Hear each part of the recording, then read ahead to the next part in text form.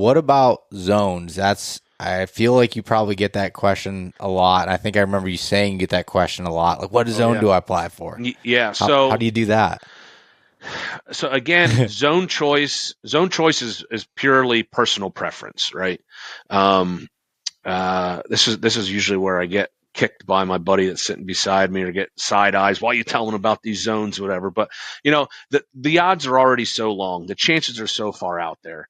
I don't see personally see talking about zones as a detriment to me drawing a tag or you drawing a tag. It's already such crazy odds. And if they click fallback, it doesn't matter anyways. Hmm. So so zone choice is purely it's a personal preference.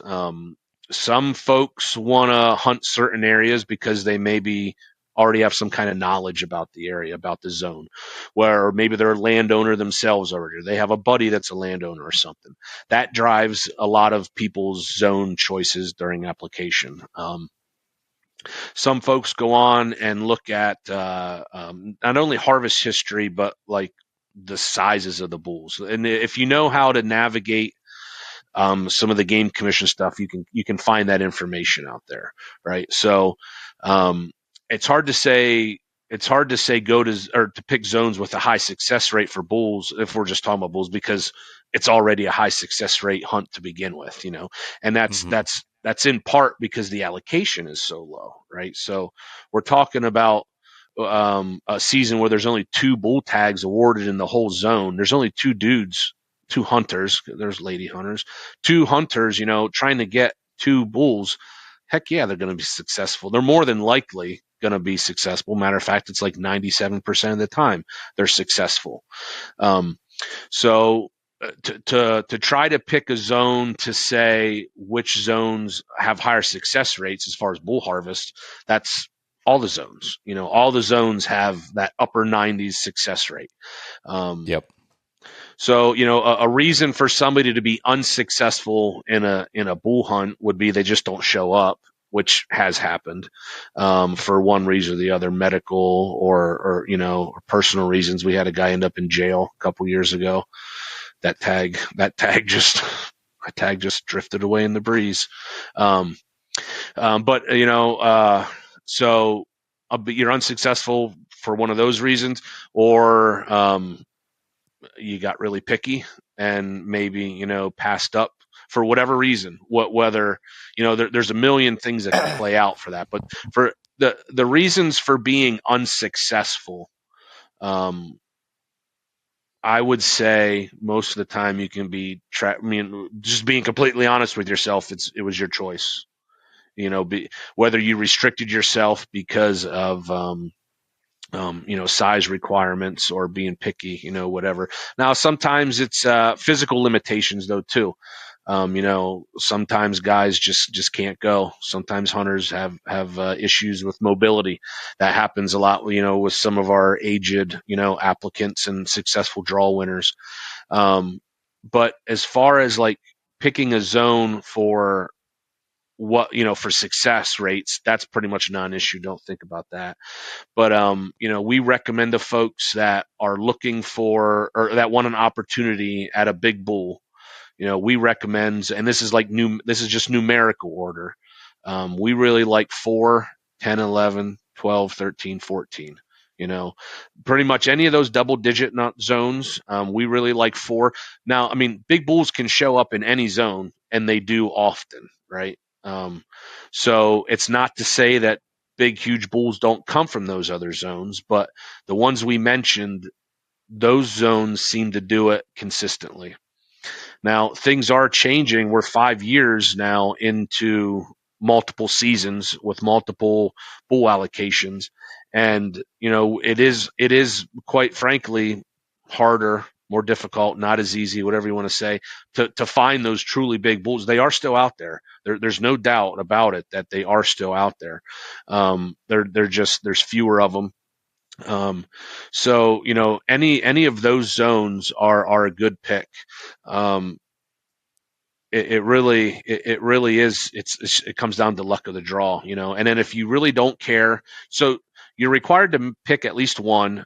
and you could pick up to 5 zones at the time of allocation or of application. I mean, but just because you choose those 5 doesn't mean that's all. So if you really don't care, you want a tag, any zone, make sure you click that fallback option. And this is where some folks don't realize they may be hamstringing themselves. They may be limiting their points because if they don't click fallback, then they are in the drawing only for whatever zones and sexes that they picked. So right away, you're cutting out a lot of opportunity if you are not clicking fallback. Now, some guys do that by design. They don't want to click fallback. They got 22 points in the general. They don't want to hunt a bull in zone 9. They want to hunt a bull in zone 10 or 12 or wherever maybe they have some type of experience already, you know. So Mm-hmm. by making that fallback option, it gives the guys that are really into it and invested and dedicated, it gives them an opportunity to apply the points as they choose. You know, essentially they're not burning their points on perhaps a tag or a zone that they don't want by the previous method. You know, which was you had a preference, but if your name was drawn after your preference was filled, you were just getting the next tag. So that that's a thing that sometimes a lot of folks aren't aware. I mean, we've been in that particular system now for 3 or 4 years, as far as the fallback option in that. But there's still a lot of folks that aren't aware, don't know. Sometimes that cashier at Walmart isn't as the best at explaining things. No dig on them because there are some really, really good ones out there.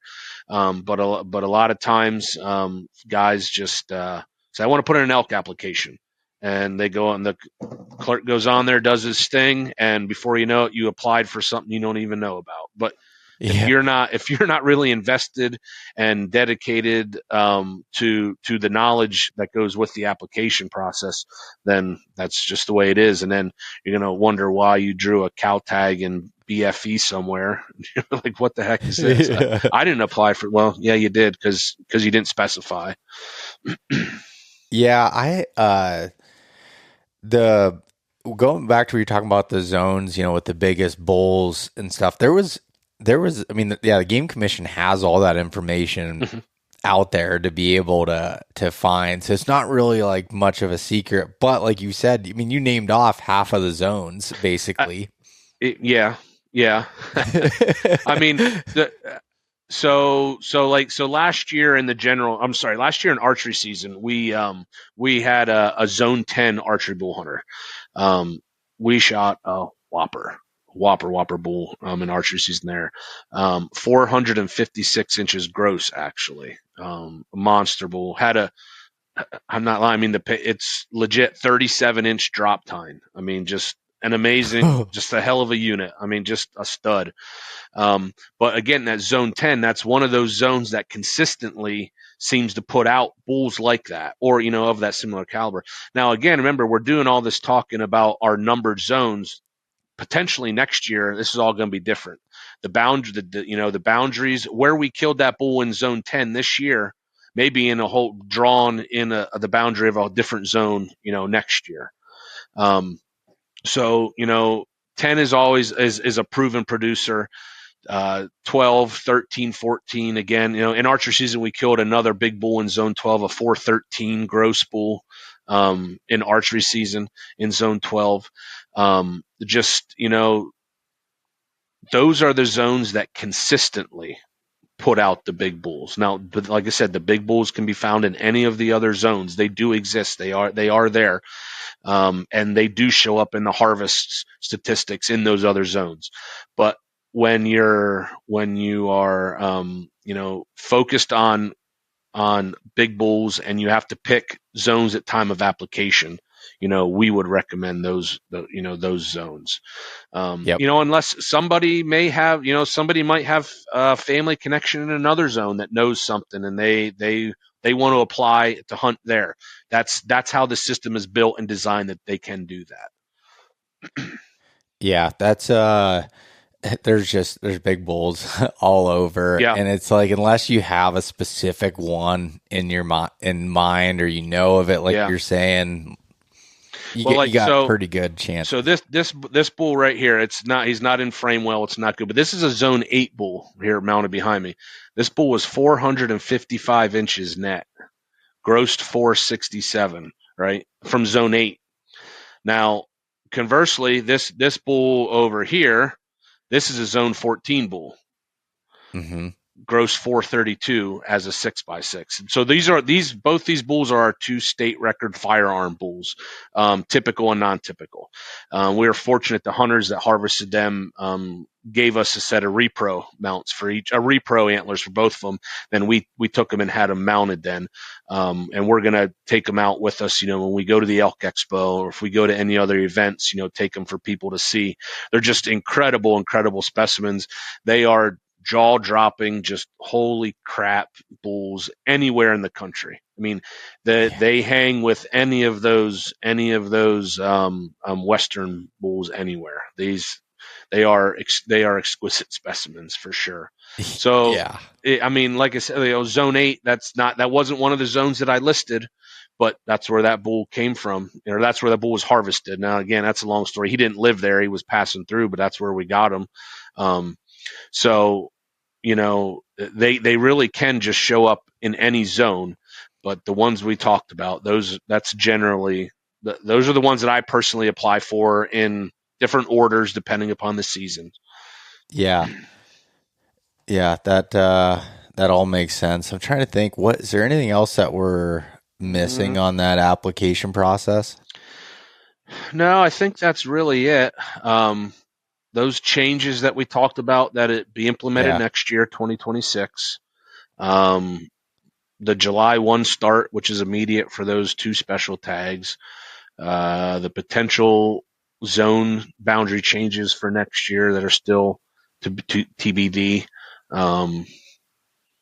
Yeah, I think those are the main changes. Those are the main changes, really. But again, this year, 2025, right now, status quo. It's the same that it's always been. So next year is when that stuff is realized, when it becomes actual. And I saw that there was the population has been estimated about 100 more than it was the previous year. Yeah, it's something like that. It's right around the same numbers. So they did another aerial flyover survey. And that information also gets factored into allocations and how, and zone boundaries and stuff, because it shows it's a footprint of how the elk are actually on the landscape at that time, the places that they're using, along with the collar data. So yeah. Yeah. Yep. I think the numbers I saw, whether was 1,400 to 1,500 elk was the estimation. Yes, I think so. There is a graph somewhere. I have a screenshot of it. When they do that, there's a mathematical formula that they use. There's an actual minimum count. Those are the physical elk that they actually counted with a tally sheet, and then they have a formula that they use with that tally sheet compared to collar data. And then they do some math there to figure out the estimated, because there's some, they know that there's some elk that they're missing. There are some that aren't showing up. Yeah. Hey guys, thanks so much for listening. If you enjoyed this conversation, share it with your buddies. Leave us a rating, a review, and subscribe. If you want to check out more content like this, there's plenty in the links below. We truly appreciate having you guys along with us.